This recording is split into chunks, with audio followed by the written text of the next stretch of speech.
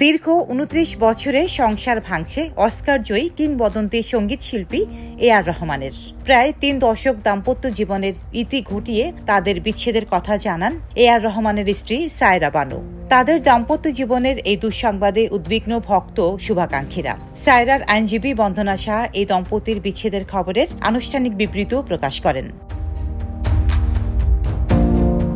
তিনি জানান, বিয়ের দীর্ঘদিন পর সায়রা বানু তার স্বামী এ.আর রহমানের কাছ থেকে আলাদা হওয়ার মতো কঠিন সিদ্ধান্ত নিয়েছেন। নানা মানসিক চাপের কারণেই এই সিদ্ধান্তে এসেছেন তারা।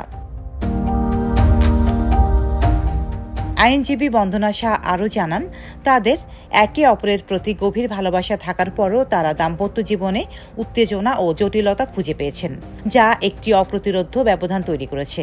আর এ সময় কোনো পক্ষই সম্পর্ক টিকিয়ে রাখতে মেলবন্ধন করতে সক্ষম নয়। আর এই অবস্থায় সায়রা বানু জনসাধারণের কাছ থেকে গোপনীয়তা এবং বিষয়টি বুঝতে পারার জন্য আহ্বান জানিয়েছেন।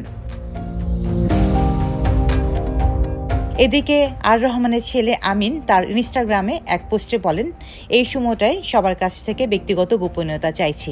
এর আগে ১৯৯৫ সালে বিয়ের পিড়িতে বসেন এই দম্পতি। খাদিজা, রাহিমা ও আমিন নামের ৩ সন্তান রয়েছে তাদের। জয় হোক গানের জন্য অস্কার পুরস্কার পান। এশিয়া মহাদেশের মধ্যে তিনিই প্রথম একই বছর 2টি অস্কার জিতেছিলেন। ডেস্ক রিপোর্ট, সাম্প্রতিক দেশকাল।